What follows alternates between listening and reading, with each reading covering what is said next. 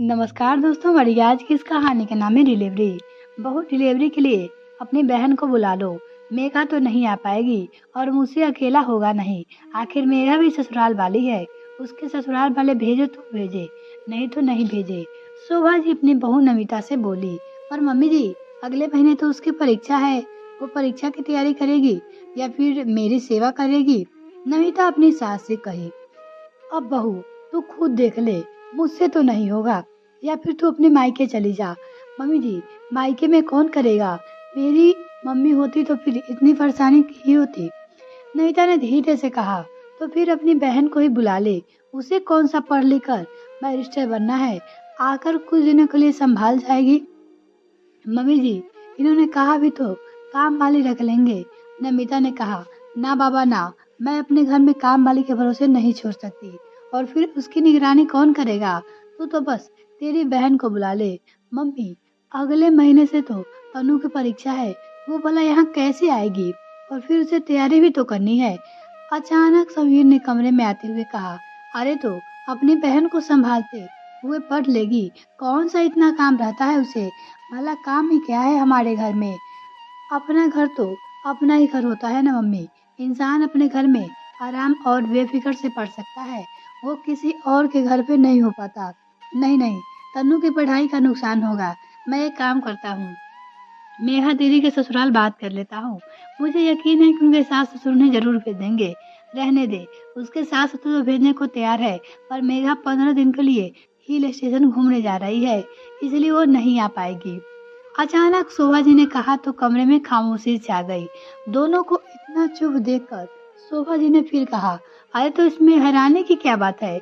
बड़ी मुश्किल से उसके घूमने का प्रोग्राम बना है, इसलिए मैंने भी उसे आने से मना कर दिया। पर जीजा जी तो पहले कहा था ना कि मेघा दीदी को नमिता की डिलीवरी के समय यहाँ पे भेज देंगे, फिर अचानक कैसे प्रोग्राम बना दिया? तेरे जीजा जी नहीं जा रहे हैं, वो तो अपनी ननद और जेठानी के परिवार के साथ जा रही है। पर ऐसे कैसे? समीर ने धीरे से कहा, ऐसे कैसे से क्या मतलब है? मेघा के भरोसे तो डिलीवरी हो ही नहीं रही है, बड़ी मुश्किल से उसका घूमने का प्रोग्राम बना है। मैं उसे मना नहीं करूंगी। कुछ दिनों की बात है, बुला लो तनु को, बाद में तो मेघा आ जाएगी। समीर ने नमिता की तरफ देखा तो नमिता ने भी फिर तनु को बुलाने के लिए कहा, आप तनु को ही बुला लीजिए, आखिर 15-20 दिन बाद तो मेघा दीदी आ ही जाएगी। नमिता ने उसके बाद तनु को फोन कर दिया और उसे अपने पास बुला लिया। तनु भी खुशी खुशी नमिता के पास आ गई। आखिर नमिता को पूरा टाइम चल रहा था, डिलीवरी कभी भी हो सकती है थी। तनु के आने के 2 दिन बाद ही नमिता ने एक बेटे को जन्म दिया। अस्पताल में से तो समीर और सोहा ने जैसे तैसे संभाला, लेकिन जैसे ही नमिता को घर पे लेकर आए, उसके बाद सारी जिम्मेदारी शोभा जी ने तनु पे डाल दिया। घर के काम तो फिर भी ठीक थे, लेकिन नवजात बच्चे और नमिता को कैसे संभाले? शोभा जी तो रात को अपने कमरे में जाकर सो जाती और तनु को नमिता की जिम्मेदारी दे देती। तनु को भी कोई चीज समझ में नहीं आती, आखिर एक कॉलेज में पढ़ने वाली लड़की कितना क्या ध्यान रख लेती। जैसे नमिता कहती वैसे वो कर देती थी। समीर ने 2 दिन तक ये सब देखा। उसके बाद उसने एक काम वाली के रख ली। काम वाली नमिता और उसके बच्चे का काम कर जाती। उसकी मालिश करना, नहलाना, उनके कपड़े धोना, सारा काम वाली करके जाती। इस पर भी शोभा जी को समस्या थी। क्या जरूरत थी तुझे काम वाली रखने की? अगर मेघा आती तब तो काम वाली नहीं रखती। आखिर अपनी साली तो काम वाली रख ही ली। मेघा मम्मी, मेघा दीदी के 2 बच्चे हो चुके हैं। उन्हें अच्छे से पता है कि इस समय एक औरत को क्या जरूरत होती है और बच्चे कैसे संभाले जाते हैं। तनु से आप क्या उम्मीद करते हैं? आपने तो सारा काम तनु पे डाल दिया, तो फिर मैं क्या करता? लेकिन शोभा जी को तो जैसे तैसे चैन नहीं था। वो तो तनु के पीछे हाथ धोकर पड़ चुकी थी। घर के सारे काम करने के बाद जब तनु बैठती पढ़ने तो उसे कोई न कोई काम बता देती। ये सब निमिता को भी समझ में आ रहा था, पर वो अभी कुछ नहीं कर सकती थी। तनु के हर काम में उन्हें समस्या थी। अरे पता नहीं अपनी मम्मी के जाने के बाद कैसे घर संभाल दी होगी। इसे तो कुछ भी नहीं आता, ना ही ढंग का खाना बनाना आता है और ना ही घर के काम। कई बार तो ये सब तनु के मुंह पे बोल चुकी थी, पर तनु चुप ही रहती। आखिर दीदी का ससुराल था, ज्यादा कुछ कह भी नहीं सकते थे। जैसे तैसे कर 20 दिन निकले। मेघा अपने मायके आ गई। समीर ने तनु को घर छोड़ने आने के लिए कहा तो शोभा जी ने कहा, अरे 2 दिन बाद तो नहावन है, तब इसके पापा आएंगे अपनी नाती और बेटी के कपड़े लेकर, कुछ समय से लेते जाएंगे। क्यों बेवजह जाने का खर्चा कर रहा है? हाँ भाई, तनु 2 दिन बाद चली जाएगी। वैसे भी बहुत थकी हुई हूँ, पहाड़ों की चढ़ाई चढ़कर हाथों पैर दुख रहे हैं। अभी तनु संभाल तो रही है, 1-2 दिन मुझे आराम मिल जाएगी, फिर तो भाभी की सेवा में ही लगना है। मेघा ने कहा, ठीक है मम्मी, पर तनु के लिए कुछ ढंग का गिफ्ट ले आना। आखिर यहाँ से खाली हाथ थोड़ी ना जाएगी, या फिर बाजार जाकर उसे आप खुद ही दिलवा कर ले आना, वो अपनी पसंद का कुछ ले लाएगी। समीर ने कहा, अरे उसे क्या देना, 500 रुपये दे देना और फिर बेजा कर देना।